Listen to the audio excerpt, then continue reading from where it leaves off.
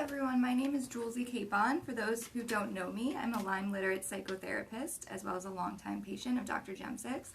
And today's topic is navigating the healthcare system when you have Lyme disease. I want to emphasize that the point of today's live stream is not to criticize the medical community or talk badly about other doctors. Instead, we really want to educate and help explain, in our opinion, why we think so many of our Lyme patients get dismissed, and also discuss concrete, effective strategies on how to navigate future doctor's appointments so that they can be more productive and less traumatizing. So before we get into some of the questions, we're going to introduce Dr. Jemsek first. Hi, everybody. It's great to see you. We're just thrilled to be able to have these educational conferences with you. They've been an hour each. This is our 12th, and I've had a number with Jules, at least a half a dozen, if not more. And she didn't really properly introduce herself, and I'll let her do that because she's a very skilled, hard-working. Did you say you were I was a therapist, a Lyme literate therapist. Well, she's an all-star counselor is what she is. And I think most of your patients, all your patients? Probably like 70% of 70% are Lyme Borreliosis. So a very complex, emotional, very taxing, psychologically taxing disorder. So yeah, we're going to go navigate the healthcare system today. We're not going to have all the answers, but we're going to try to give you some ideas about what you can do, how you should act in adverse circumstances, how you shouldn't let your frustration overwhelm you.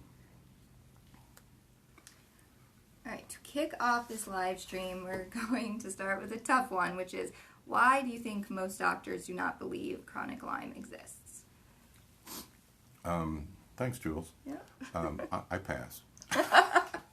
Don't want to get into it. No. So this is the simple answer. There's a simple answer, and there's a hard answer, and there's more simple answers, etc. Simple answers is not taught in medical school, residency, fellowship, or anywhere else.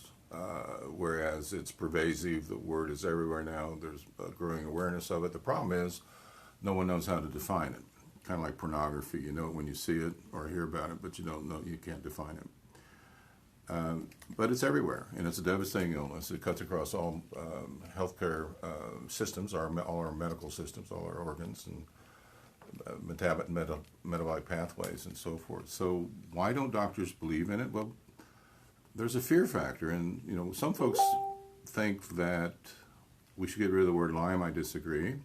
I call it Lyme Borreliosis Complex, which I think entails what this is, a group of pathogens, not just the spirochete, which are pretty much universally present in all of us, and which gain immunologic advantage, and which are unique in their devastation of the nervous system, the central and peripheral nervous system. I'm going to refer you to, we can talk about this a little bit later as we ease into it, otherwise I'd be here 30 minutes. We don't want that, talking about this. But heavily politicized, a lot of bad stuff has gone on, in my view, over the years. I'm not going to name names, but the prevailing society in our country, and actually a society that has tremendous influence worldwide in terms of guidelines, where guidelines are not law, they are recommendations, but they become law. And in fact, that's what insurance companies follow. So these folks have suppressed the truth and disfigured it in so many ways that it's unrecognizable in most cases. So we have a lot of work to do, and I'll talk about my dream of college and high number of graduates from all fields working under multiple disciplines to get certification and to practice in this very complex illness. I'm going to reference you to Under Our Skin, which I believe is on Amazon Prime, and its follow-up documentary Emergence. Under Our Skin was Academy Award nominated for Best Documentary back in 2009, I think. And then we're going to have a little documentary, about 19 minutes, coming out in a few days. It's called Lyme in the South. It's narrated by the founder of Alabama Lyme Association, and I was asked to give an interview, and it turns out I'm the sort of the moderator, not moderator, but I overspeak some of the segments, and during which time I give my philosophy.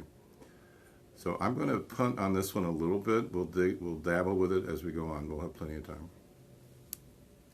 And as Dr. J said, please do go watch Under Our Skin. It's probably the best way I've heard this explained, and it's so informative. So if you haven't yet, Amazon Prime, Under Our Skin, and then there's the second one, Emergence, also on Prime. So the next question is, can doctors just stop working with you without informing you? I've heard this from so many of my patients and people that aren't my patients as well, that as soon as they utter the word Lyme or say that they're being treated for Lyme, a doctor will just stop working with them, or if they call to schedule another appointment, the receptionist won't book them with that doctor. So, Dr. J, as a doctor, how do you feel about that? Well, I'm ashamed. I'm ashamed that behavior would exist in the medical profession. I think it's one of the reasons that the medical profession has dropped many notches in terms of the esteem held by the public, whereas it used to be the number one regarded infection in terms of dignity, nobility. It's now slipped significantly for reasons like this. Now, we all took, if there are physicians listening, you and I took the Hippocratic Oath, which was modified 60 years ago by the University of Tufts School of Medicine at Tufts, and it's used in most medical schools today. And I'm just going to read an excerpt or two, and that'll clearly answer the question about, can a doctor just abandon a patient, be rude to a patient, walk out on a patient?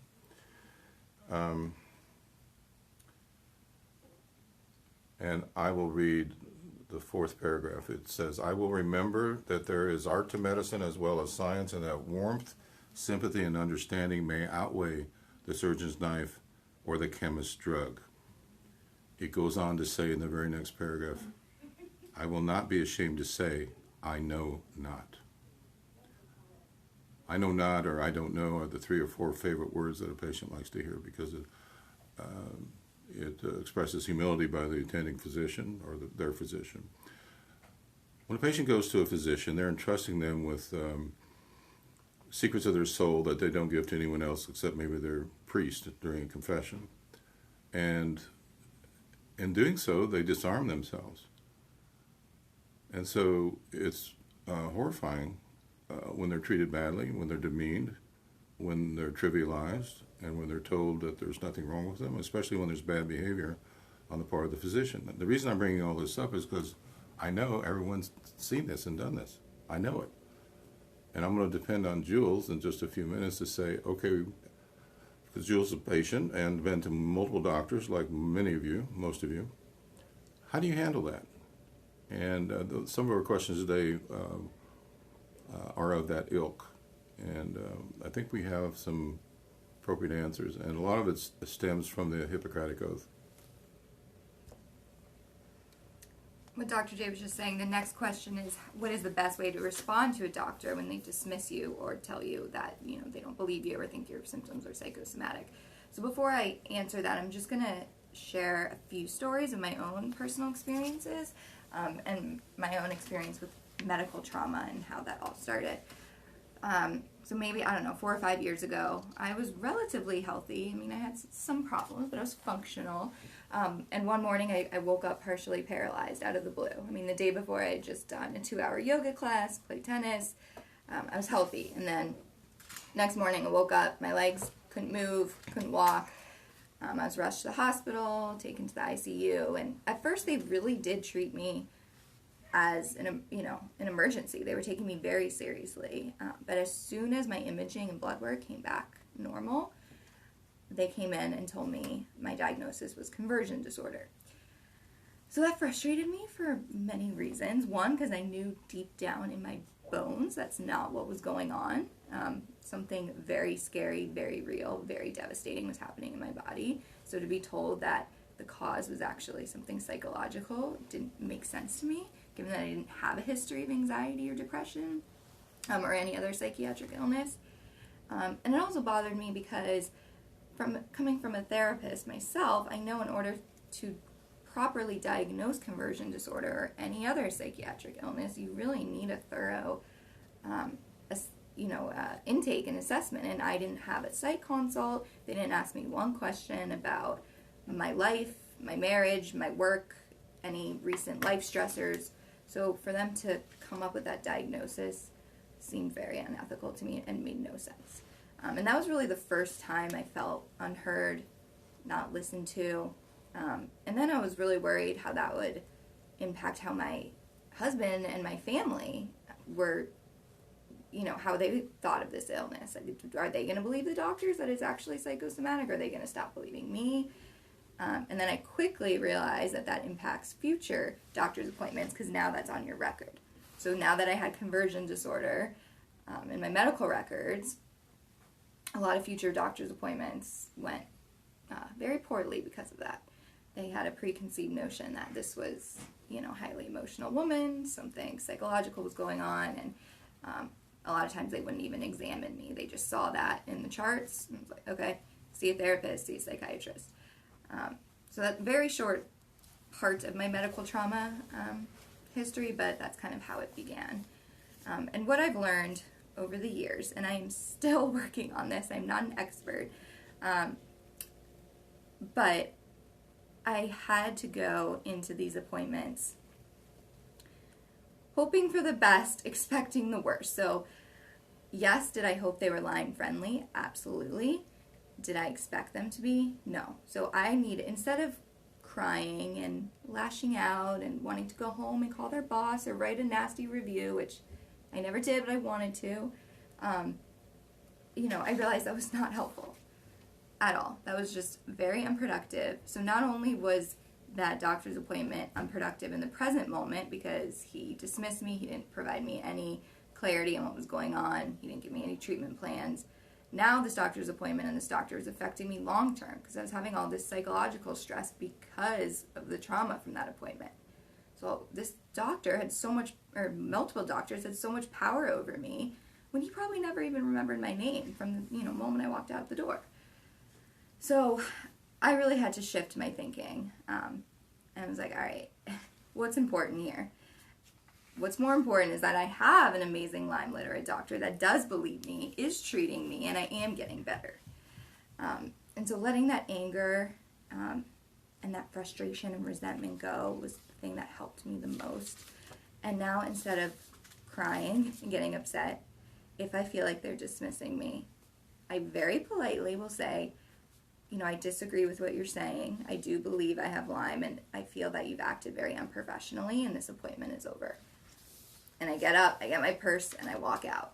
And that, I found, has been so much more impactful than me crying, because then I feel like that reinforces the idea that I'm like a crazy woman and highly emotional. So if I just stand my ground and say, you know what, this has been, you've been unprofessional, I think it has more of an impact.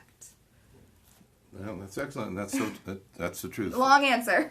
No, that's a great answer. It's the truth. And so, because I'll hear horror stories day after day after day, and I tell them the next time, more or less paraphrase what Jules said. And now that we've come across and reread the Hippocratic Oath, it was like, eureka! Okay, my God, it's in the oath. So the people that are treating our patients badly and being judgmental, highly judgmental, and highly critical, and mean, uncaring, have broken the oath. So if you can remember that, one other thing I would say, just another half sentence, is that, and you've broken the Hippocratic Oath. That's a good one. Yeah, because here it is. It's been around for centuries. And you took this oath when you became a doctor. And you just broke it, and you probably break it multiple times. Mm-hmm. There's some people that shouldn't be in certain professions, and there's doctors that shouldn't be in medicine. There's lawyers that shouldn't be in law. There's accountants that shouldn't be in accounting. There's financial people that shouldn't be, et cetera, et cetera, et cetera. There's doctors that should have no business being in medicine, because medicine is about compassion, sympathy, and above all, continuing to learn. So I'm going to quote Churchill here quickly, because as you know, he's one of my favorites, along with Osler. Churchill said that those who refuse to change their mind never change anything. And that summarizes the doctors that Jules had to encounter, and so many of you have had to encounter. So we've given you the talking words. This will jab that doctor much better than you screaming or being angry or threatening to sue or anything else, any kind of insult you want to hurl at them. Just tell them, doctor, I'm so disappointed. You've been unprofessional and you've broken the Hippocratic Oath. I'd like to leave them. The next question I'm excited to answer, which is what considerations should a woman with Lyme disease, what considerations should a woman with Lyme consider when choosing an OBGYN? So I'm 6 months pregnant. I'm still like a little small bump, but it's getting there.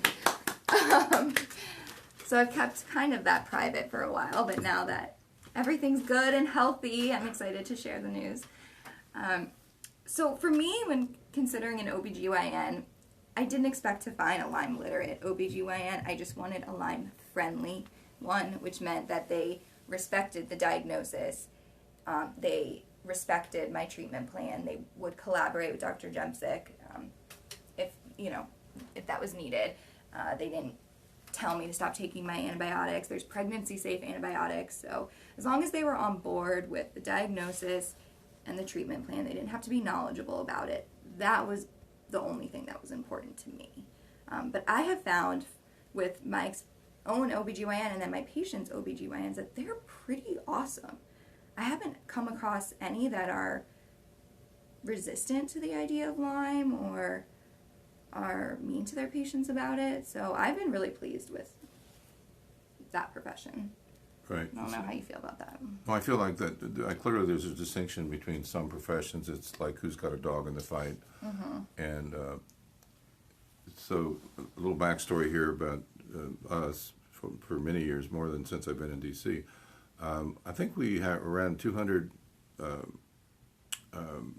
pregnant women who a couple got pregnant somehow kept the baby because I have an abiding feeling that the incidence of miscarriage is way, way up. I mean, that's a simple study that could be done if we could just get it together, get a little money, get a little pay for some research people. So many studies like that. But if I've had a couple that have been really sick and shouldn't have been pregnant, somehow kept the pregnancy and had fetal abnormalities. And so it's the NICU and just problems for years. Only a couple, fortunately. So my rule of thumb, and I see a lot of ladies, obviously, in the spectrum of, where they're in their late 30s, early 40s, and they want a child. Maybe it's their first child. So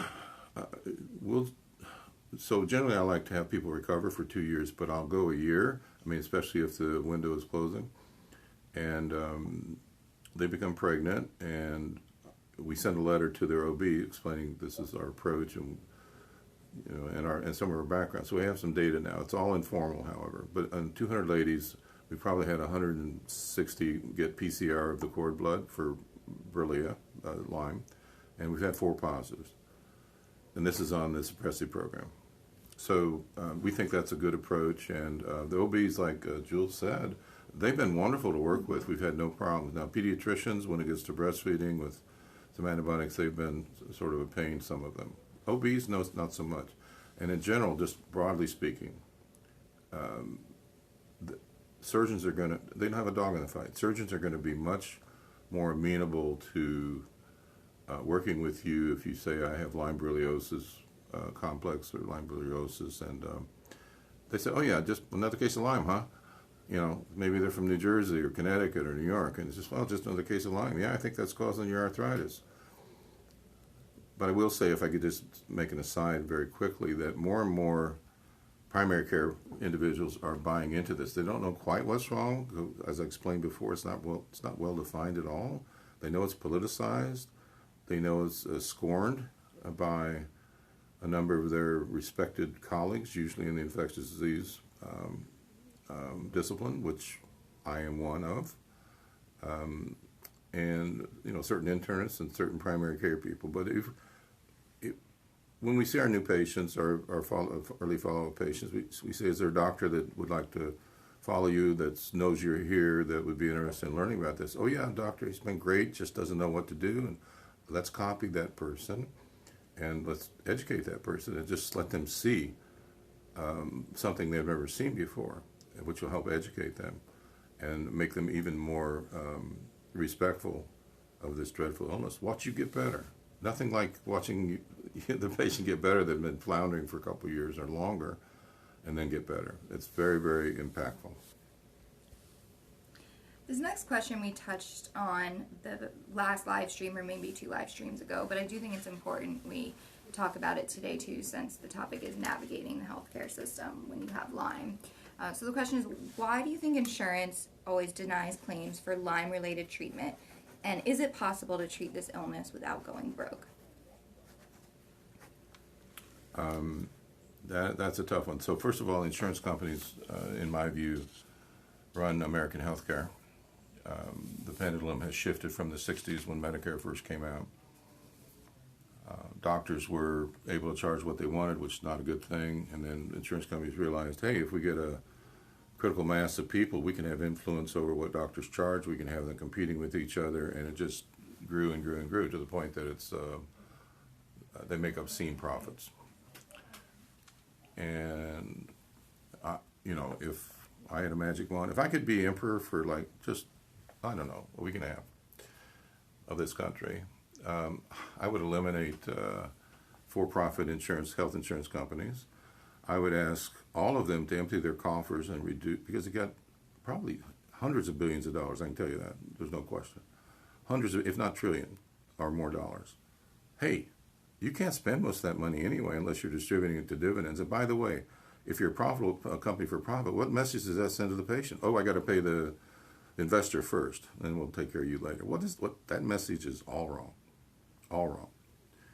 And even the nonprofits have stashed away billions of dollars. In their case in particular, you don't need that money. You're not going insolvent.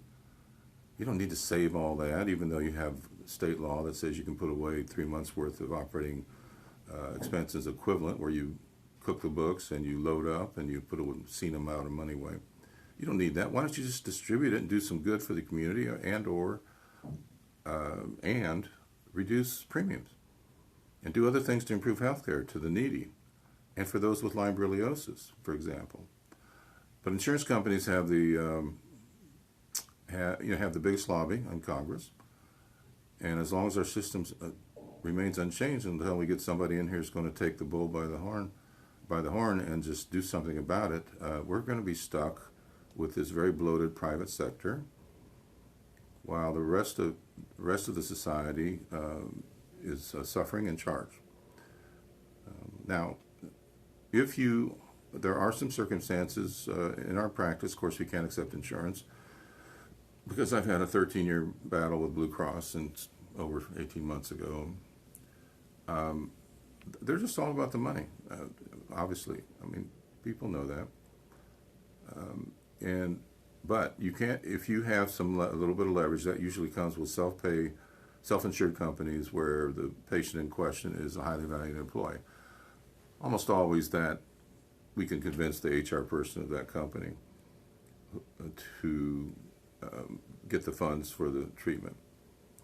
And because, the HR person, if they're on their side, will say, hey, I'm going to switch, our anniversary's coming up in 2 months, we're deciding whether to renew or not. So it's that sort of thing. In our experience, companies will pay for a lot of the lab work, most of the medications, occasionally a little bit on the office visit, not so much with IV, not so much at all, unless it's the self-pay system. But they don't have to, because on the one hand, you have the IDSA saying, putting out insipid guidelines, which their guidelines in 2020 are the same as 2006. They haven't changed. They're still self-authored and self-referenced, rather, and trivialize the illness. And these are the same people that pushed for a vaccine 20 years ago because it was a bad disease. If you want to know what people really think, if you suspect them of fraud, what they really think, look at their solicitation for patents. Read their patent application. That's when you learn what they really think. Okay, I've probably said enough. I've said all this before. I don't want to get too acrimonious. I'm sorry, but this is a touchy subject. Many of you, if not most of you, have been badly treated. And we have more to tell you about how to deal with the system if you don't have the funds. If you go on their website, there's, where is it? The self-help guide, somewhere on their website. I don't know exactly where, but they have some good tools to help. I mean, not saying it's going to cure the illness, but can definitely help with some of the symptoms. Let me speak to that. Yeah. So she's referring to a booklet that Anne and Natasha and I created. Mainly Anne did the illustrations. She did a beautiful job. It's a 10-page booklet. It's on our website. It's under its own tab. It's not perfect. I had contributions from Andrea Caesar, from my friend Dermot O'Flynn, who's a specialist in Chelsea, London, and who's very much into fasting. Andrea's into meditation and many other things in her wellness group. And they're just common sense. You think everybody knows about gluten? You think people know about detoxing? They don't. They really don't.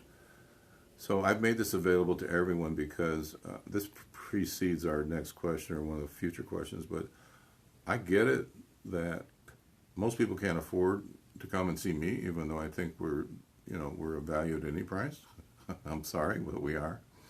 And I've been told over and over again our charges are very reasonable, but also I know that not everybody can come here.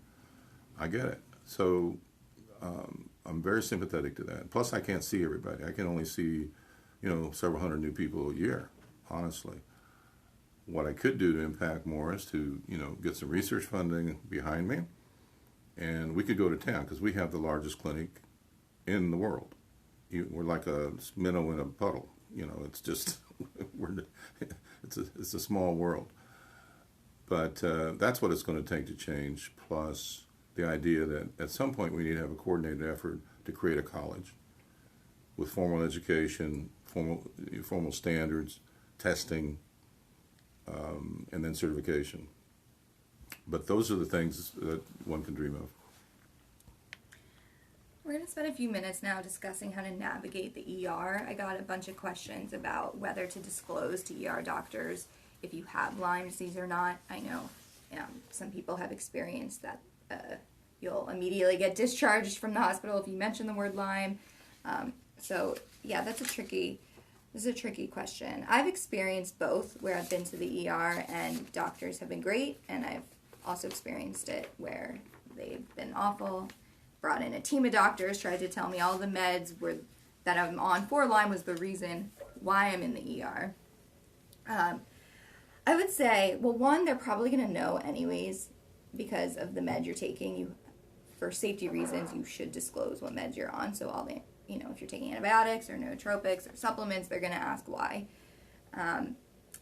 And if you're in the ER for a Lyme-related issue, such as I've been to the ER for such bad headaches, I didn't know what to do with myself. I had no other option.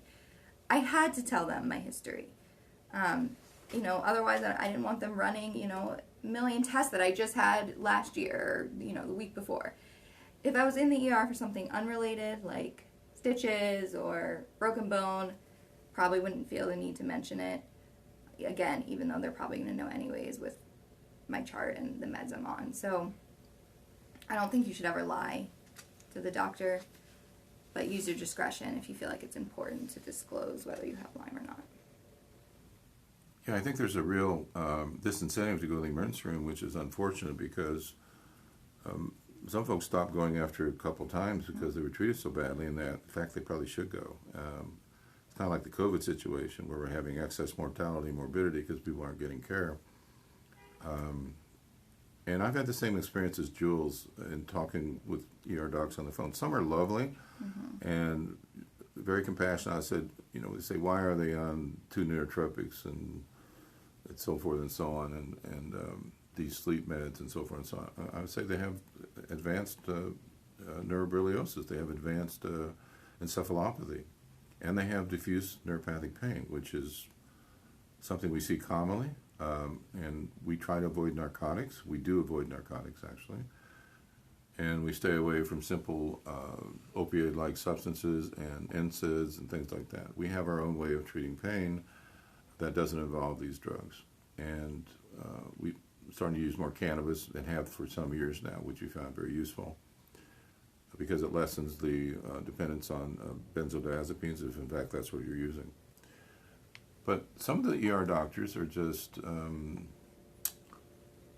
you can tell right away too. And in fact, I don't actually answer most of those interviews because the nurse will say the ER doctor's here and they're not, they want to see you right away and they're not, they're kind of questioning everything. And I say, well, see if Kim can take that one. So Kim Fogarty. So Kim's great.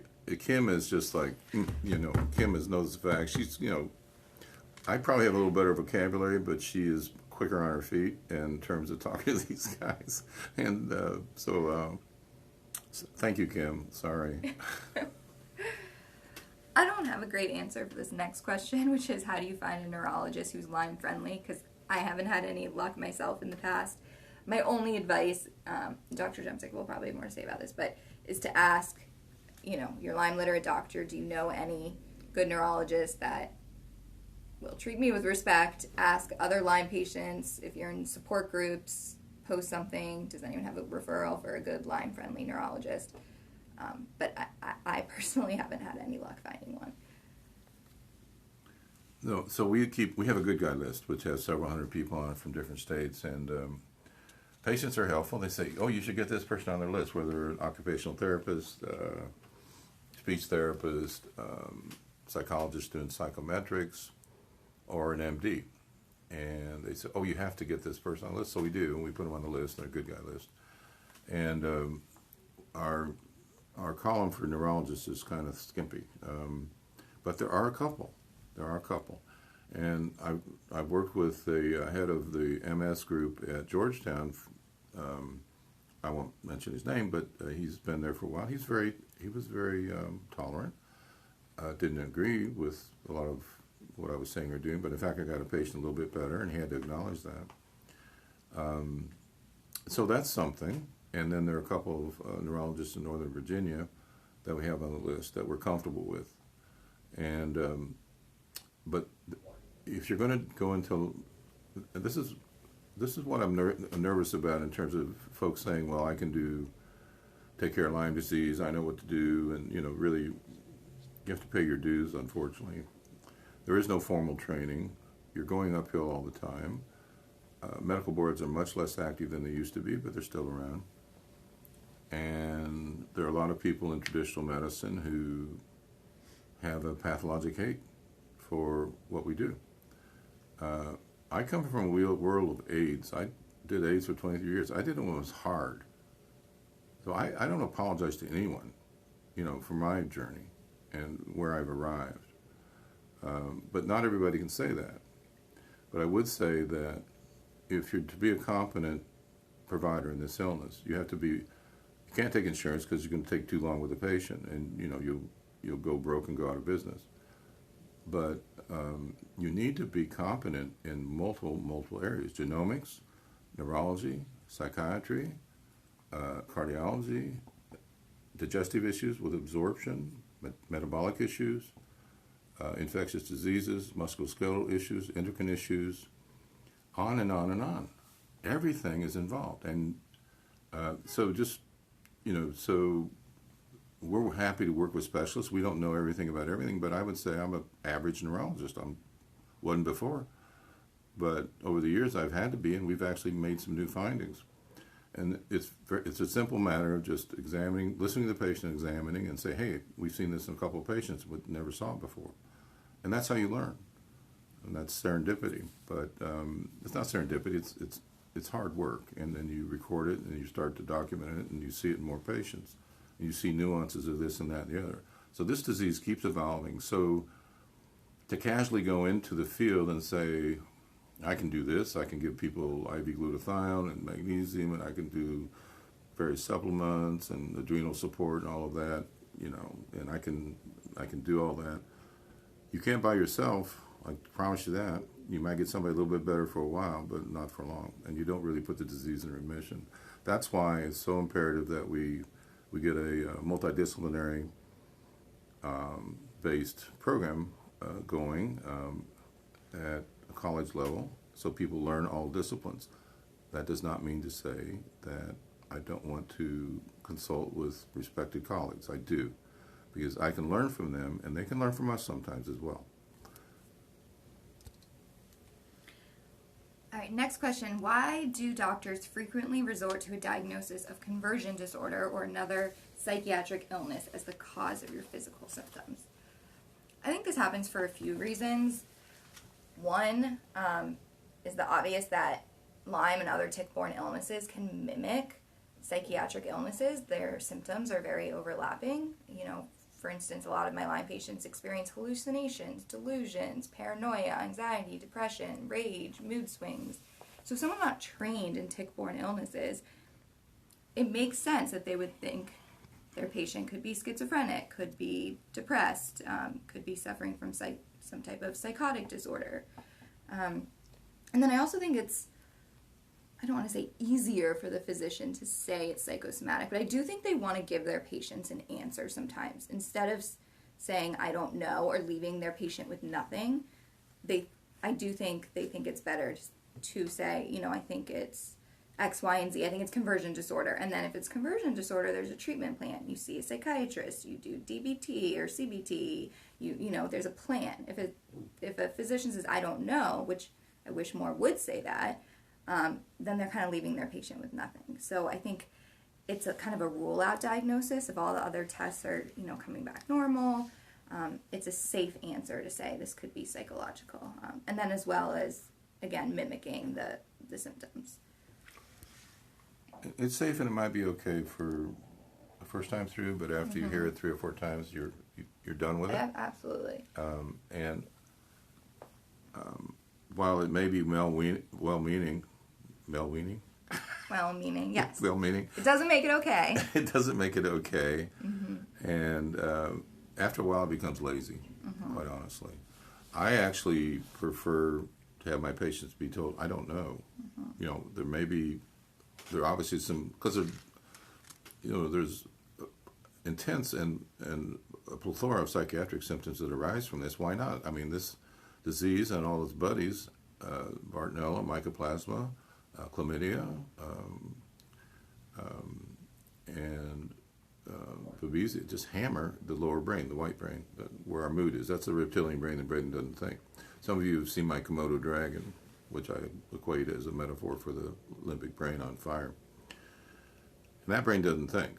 You can't rationalize. So mood goes crazy. It really goes crazy. And we won't treat a patient that's unmanageable, off the rails, if you will.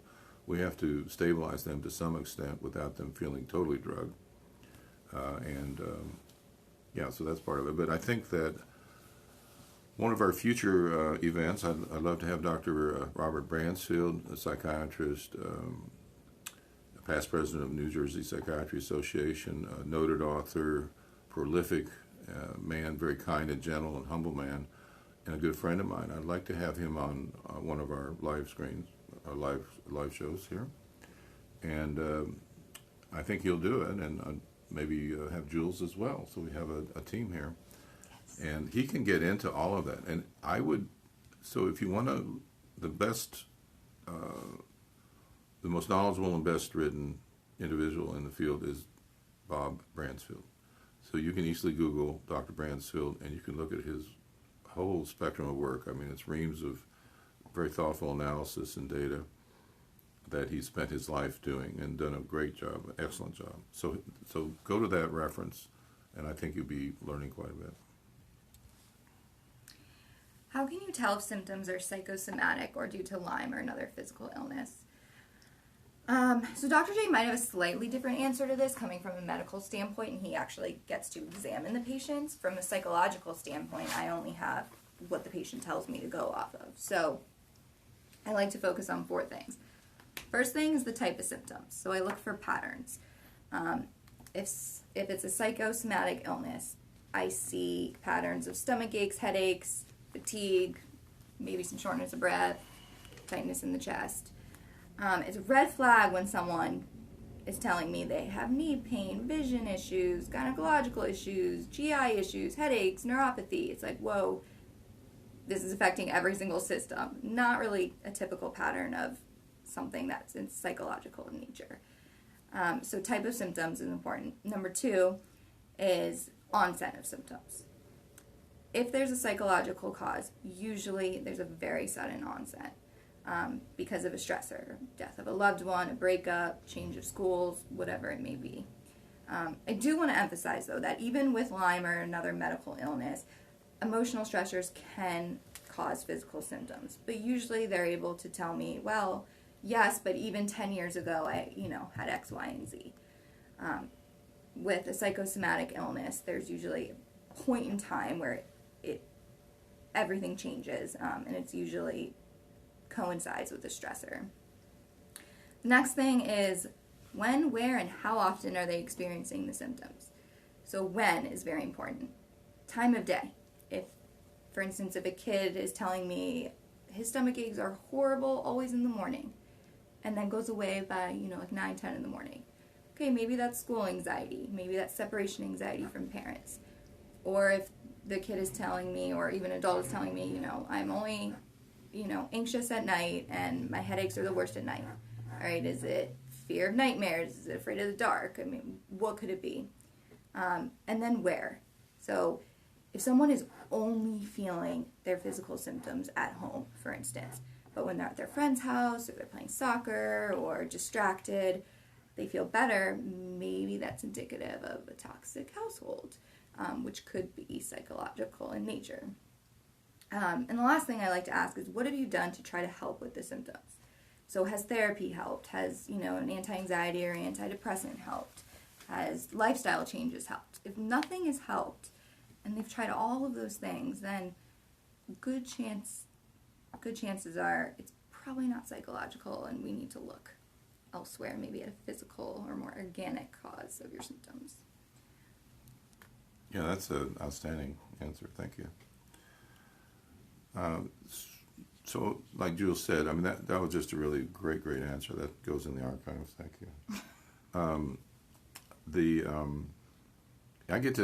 I not only talk with the patient. I don't have Jules' skill to discern all of that, but I have a feeling after a lot of years of doing this, working with chronically ill patients, whether it's the HIV population or the Lyme Borreliosis. I did both for several years, actually. But then I get to examine the patient. Mm-hmm. And, I have a good sense of what's abnormal and what's not abnormal, and what's exaggerated and what's not exaggerated. Here's the things. Really sick people can be hypochondriacal as well. So they can have a crossover. And I just try to be very matter of fact, and at the end of it, I say, here's what I think's going on, boom, boom, boom. I think you're definitely,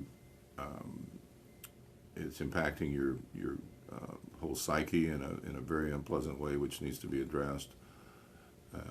And whether it has to do with the emotional stability or sleep or pain issues and again, what are the conflicts at home? What are the triggering points? How are things at home? I always want to know who they're married to, how supportive they are, who's in the family. Mold is an issue, of course, but it's not the driver. Mold is not the driver, okay? It's the accelerant, and it is the obstruction. It's an obstructing feature, but it is not the driver. So we try to get a feeling for what the person's like. How's their career going?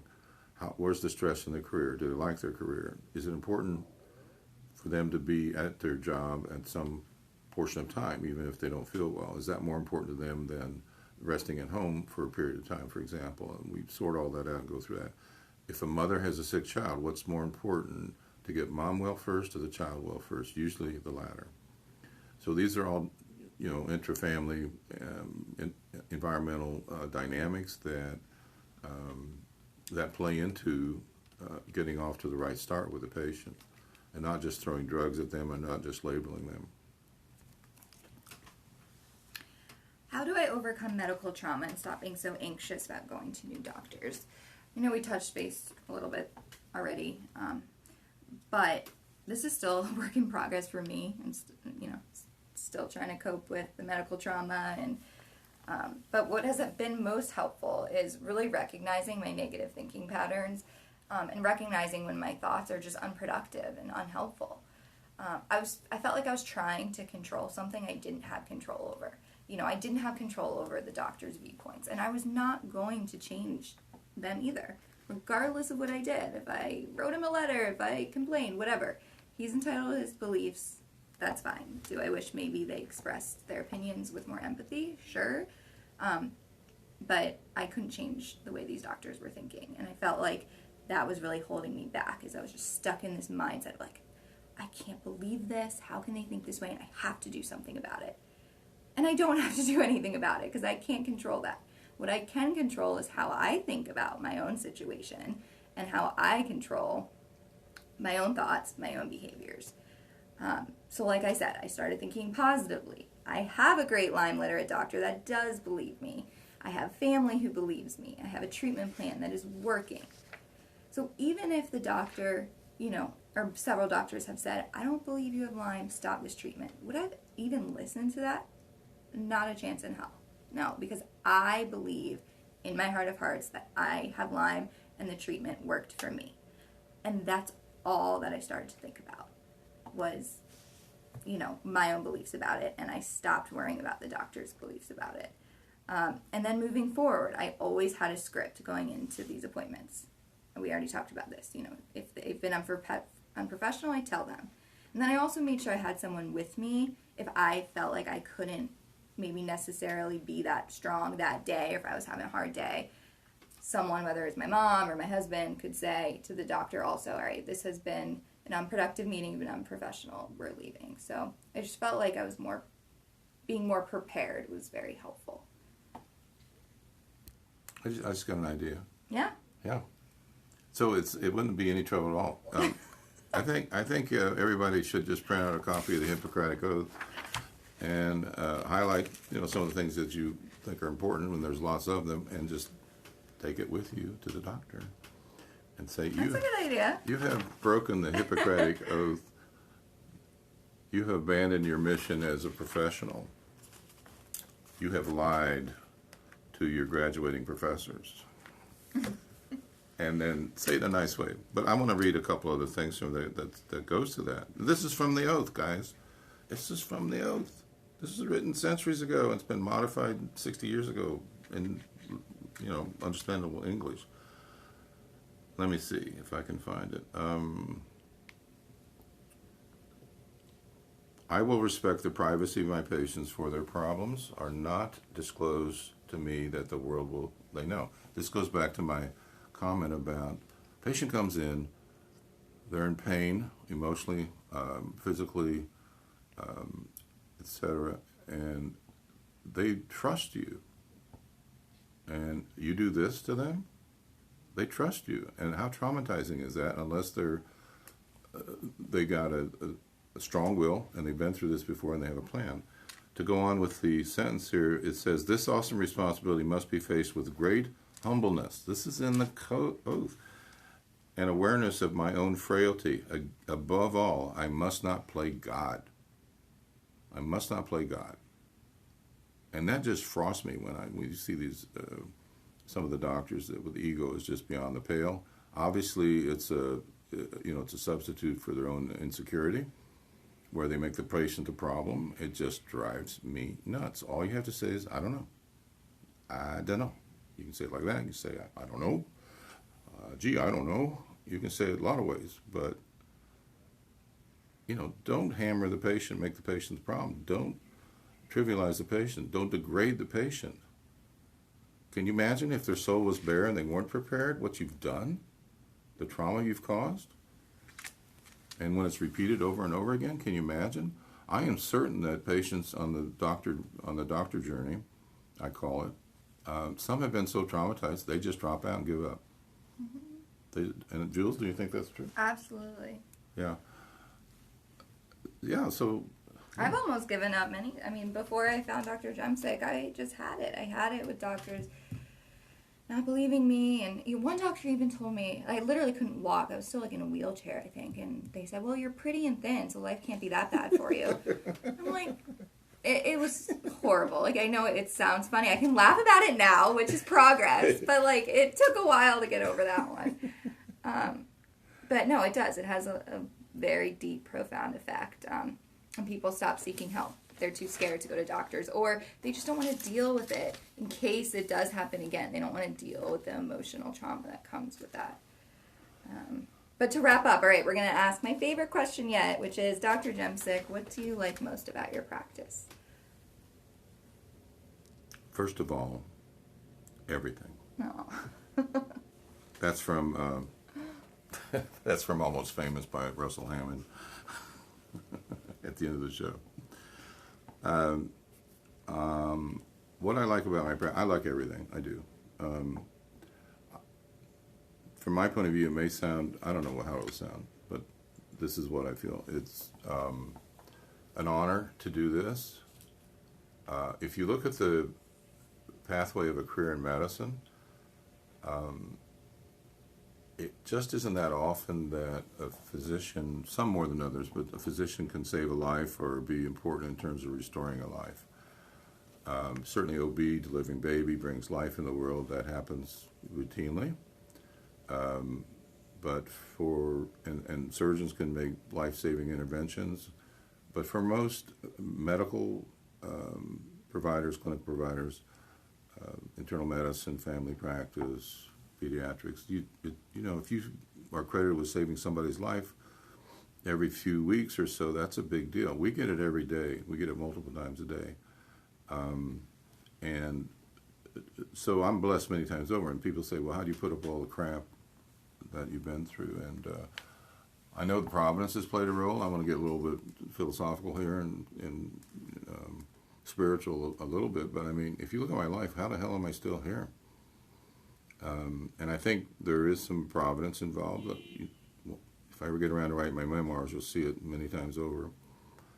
But again, I always look at it, I turn it the other way around. I mean, I guess I'm a pretty positive person, but I look at it as a blessing that I'm able to help people. I'm given the tools, a gift, if you will, a gift. And so I struggled with this gift for a few years about what am I going to do with this gift? What about my family? And, you know, where do I go? And what should I mean, I had my own issues, of course. And, but at the end of the day, I said, you know, if God gives you a gift, you better use it or he's going to be really pissed, and then you're going to have to pay for that at some point. And I just look at it like that. I guess it's a fear thing, but it's also a gratitude thing for me that I was given this. Everybody has gifts, by the way. Everyone has gifts, and I encourage you to use them to the best of your ability for the good of others, if that's possible. All right, thank you all for tuning in. We don't have a topic for next live stream yet, but if you have any suggestions, message us on Facebook or Instagram. We'd love to hear them. And again, thanks for tuning in, and we'll see you next time. Bye-bye.